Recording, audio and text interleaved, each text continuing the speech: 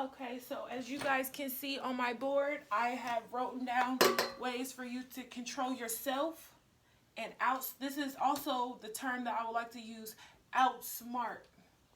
You want to outsmart the control freak. Because when you have control over yourself, they can't have that control.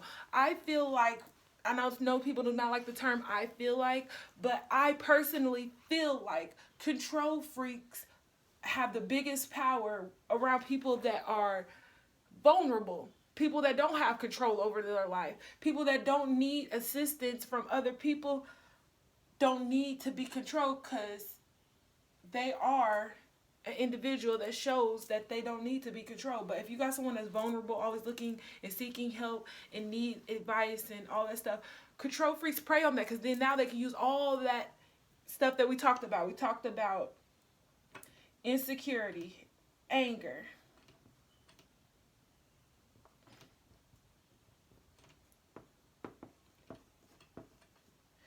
these are our main two guides. We're talking about insecurity and anger. This is the boiling point for a control freak. If they're showing insecurities and they're showing anger, this is 9 times out of 10 you're dealing with a control freak. So let's teach you how to control yourself. Because a lot of people, you might have a parent, a friend, or anybody that feels like they're a control freak. They can get over on you, and it's like you got to bite your tongue because you don't want them to get angry. This is their defense mechanism. When they can't be insecure or they can't be controlling, best believe they're going to get angry because they're not having it their way. So first, you want to be assertive. A lot of people know how to do this for the wrong reasons. I feel like a lot of people are knowing how to be assertive, but they don't know when and how to be assertive when it needs to benefit them. So, when you be assertive with a control freak, you want to be direct. If they're trying to demand you to do something their way and it has nothing to do with them, just simply tell them to back off and you got this. Or tell them that you will take it into consideration. Keep it bland and simple. It seems like the more words you add to the conversation, the more confused they get. So then the more out of control they get. So I feel like a control freak is someone that's just out of control. Someone that has no control over self because no one else cares about them being in control. So you want to let them know, this is my birthday party. This is my outfit. Unless they're giving you strategic advice, you should not have to belittle yourself to make someone else feel right when they're wrong. When you be assertive, you let people know firmly, I don't like that. I don't want you to do this. I don't like when you do that. I don't want this on my sandwich. If you go tell somebody, hey, when you go to McDonald's, make sure you get my sandwich with no mayo. They come out, the sandwich got mayo. What the fuck? I told you no mayo. How hard was it? Tables turn. Y'all go get some damn wings or something. Next thing you know, he said, yeah, make sure you tell him I want all flats. You come out there with a big old thing of drumsticks. You can still eat that. It's still chicken. I specifically didn't want mayo on my sandwich. That makes a difference. But wing and the drum, they taste the same. They're just two different parts of the chicken. Still a piece of chicken. But they're going to go berserk. They're going to cuss you out. They're going to be mad. So it's like, if you're going to be a control freak, be it to the fullest. If you know you want something done a specific way, you do it your goddamn self. Stop asking people and making them feel like they obligated to do everything your way when you're not even considerate for them. That's what makes people crazy. And that's what makes people cut you the fuck off, because you're inconsiderate. So now we're going to move to the next one, because that's where I switch gears to, because I stay confident. I stay confident because in the end of the day, when you be assertive, you got to have confidence. You cannot be assertive without confidence. You have to mean what you say and say what you mean. If I said that I didn't want mayo on my sandwich and you took your ass into that store or through the drive-thru and you didn't assert that when you told them that I didn't want no mayo, but you want to make sure that I assert myself to tell them that somebody else wants flats. So it's like, You treating people how you don't want to be treated. That's what a control freak does. Never play victim with a control freak. That goes to number 3. Because the minute you play victim, you are always going to be a victim in their eyes. They will never let you go back to being confident and assertive. The minute you play victim, you didn't gave up all your power to the control freak. You no longer have control over yourself because you played victim. And people that have control over themselves, baby, they don't play victim.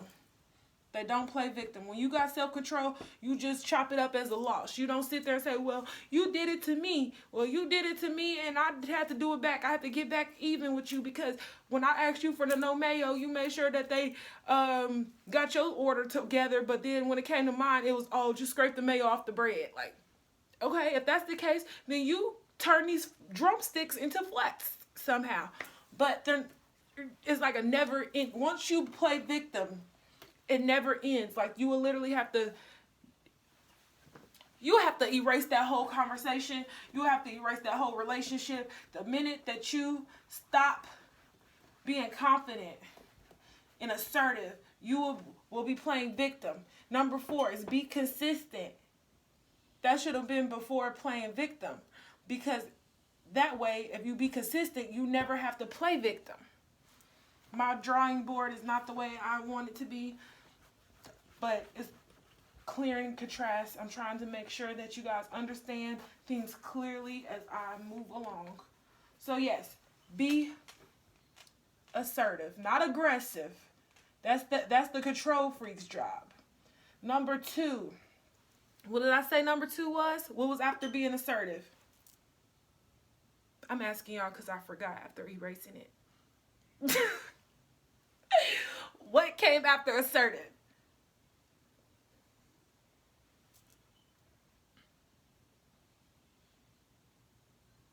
Y'all don't know? So that means if you don't remember what came after being assertive, you're going to play victim. And you're going to be consistent with playing victim because you failed number 2. And I will sit here all day until y'all figure out what was number 2. This is for the stoners and people that got short-term memory loss. We trying to figure out what went after assertive. Be confident. Be confident. That's what you have to be. In order to outsmart a control freak, you have to be confident in your thoughts. Don't let them, like, say you got this nice little outfit on. Everything's looking good. You feel good. Shoes match your shirt. Hair match your pants. Eyebrows on fleek. Lashes, everything. And then your girl said, I wouldn't have wore that shirt with them shoes, with them pants, and that hairdo. I would have not wore that together.